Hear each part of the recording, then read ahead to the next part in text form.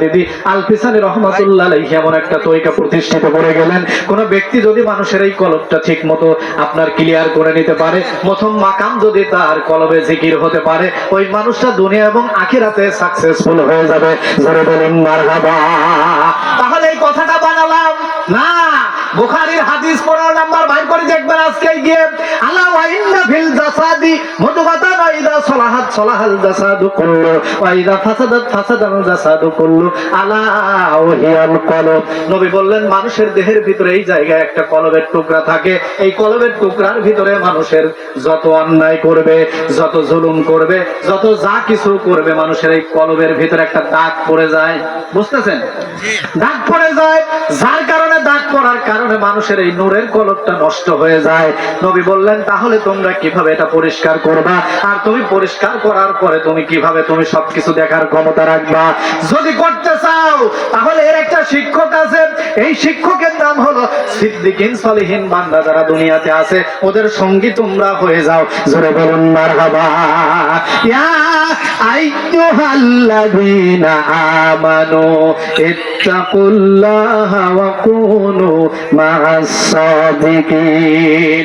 আল্লাহ পাক ডাক দিলেন, শোনো, ইয়া আইয়ুহাল্লাযীনা আমানু, ওহে যারা ঈমানের দাবি করো, যারা ঈমান এনেছো তাদেরকে আমি আল্লাহ বলছি, শোনো, তোমরা সর্বপ্রথম আমি আল্লাহকে ভয় করো, এরপরেই তোমরা সিদ্দিকিন সলিহিন আল্লাহর ওলি যারা আছে তাদের সঙ্গে হয়ে যাও। জোরে বলুন মারহাবা। কথা বললাম কাজী মঈনুদ্দিন চিশতি আজমেরী শানজিরি রাহমাতুল্লাহ আলাইহি সর্বপ্রথম যখন এই দেশে ইসলাম প্রচারের জন্য তিনি আসলেন, কত বাধা বিপত্তি এরা এই দেশে আসলেন।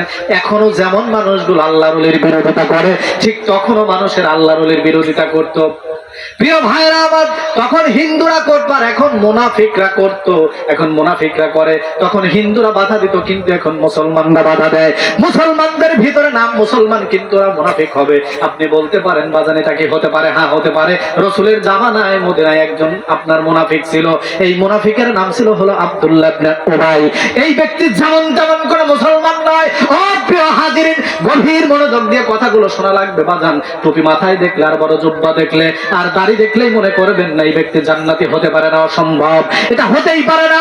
ওই জামানায় নবীজির সাথে নবীজির হাতে হাত দিয়ে কালেমা পড়ে মুসলমান হলেন, এবং সবচেয়ে বড় পাগড়ি যিনি পড়তেন এবং নবীজির কাছে কাছে সব সময় যেই ব্যক্তি থাকতেন এবং নবীজির প্রথম কাতারে যেই ব্যক্তি দাঁড়াতেন, এই ব্যক্তি আর কেউ নয়, এর নাম ছিল সাহাবী আব্দুল্লাহ ইবনে উবাই ইবনে সালুল। এই ব্যক্তির নাম নবীর সাহাবী।